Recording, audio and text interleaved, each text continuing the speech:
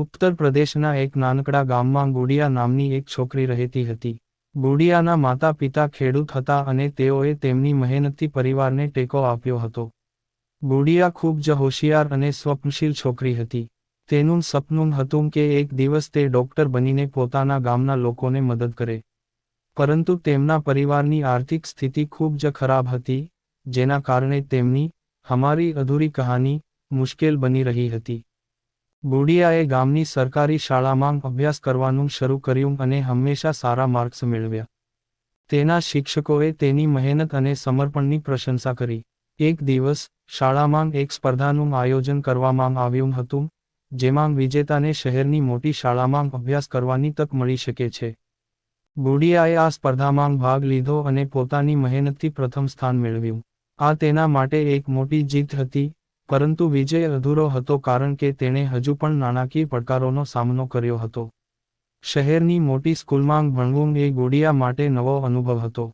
ત્યાંના સાધનો અને સુવિધાઓ ગામડાની શાળા કરતાં ઘણી જુદી હતી. ગુડિયાએ પોતાને ત્યાંના વાતાવરણમાં અનુકૂળ થવાનો પૂરો પ્રયાસ કર્યો. તેણે દિવસ રાત મહેનત કરી અને પોતાના સપનાને સાકાર કરવા માટે શક્ય તમામ પ્રયાસો કર્યા. પરંતુ તેમની હમારી અધૂરી કહાની હજુ પૂરી થઈ નથી. ગુડિયાના પરિવારની આર્થિક સ્થિતિ દિવસેને દિવસે કથળી રહી હતી. તેના પિતા બીમાર પડ્યા અને પરિવાર પર આર્થિક બોજ વધુ વધ્યો. ગુડિયાએ અભ્યાસ છોડી દેવાનો વિચાર કર્યો. તેણે વિચાર્યું કે તેના સપના કદાચ અધૂરા રહી જશે. પરંતુ તેના મિત્રો અને શિક્ષકોએ તેને પ્રોત્સાહિત કર્યો અને કહ્યું કે તેણે તેના સપનાને અધૂરા ન છોડવા જોઈએ. ગુડિયાએ ફરીથી હિંમત ભેગી કરી અને અભ્યાસ ચાલુ રાખ્યો. તે સવારે વહેલા ઉઠીને ખેતરોમાં કામ કરતી અને પછી શાળાએ જતી.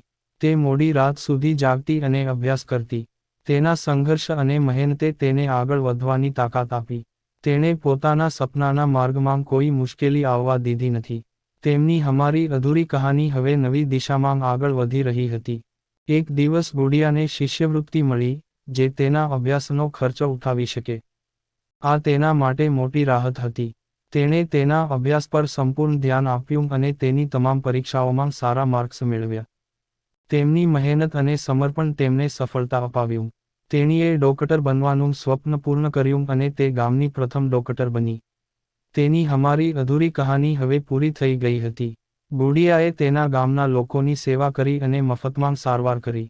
તેના કામે ગામના લોકોના દિલ જીતી લીધા અને તે બધા માટે પ્રેરણા સ્ત્રોત બની.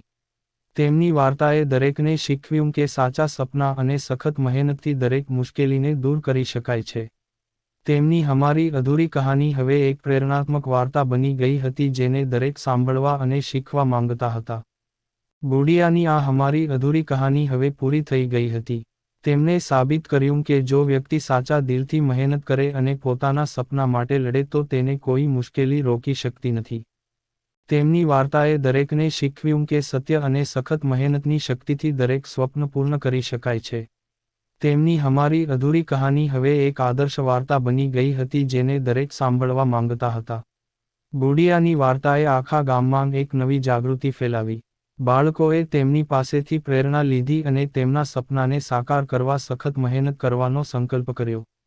તેમની હમારી અધૂરી કહાની હવે એક પ્રેરણાત્મક વાર્તા બની ગઈ હતી.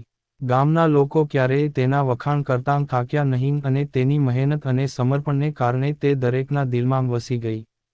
આ રીતે ગુડિયાએ તેની અધૂરી ઈચ્છાઓ પૂરી કરી અને સાબિત કર્યું કે સાચા સપના અને મહેનતથી દરેક મુશ્કેલીને દૂર કરી શકાય છે. તેણીની હમારી અધૂરી કહાની હવે પૂર્ણ થઈ ગઈ હતી અને તે બધા માટે પ્રેરણા સ્ત્રોત બની ગઈ હતી. સ્ટોરી સાંભળવા માટે ચેનલને સબસ્ક્રાઇબ કરજો મિત્રો. ધન્યવાદ.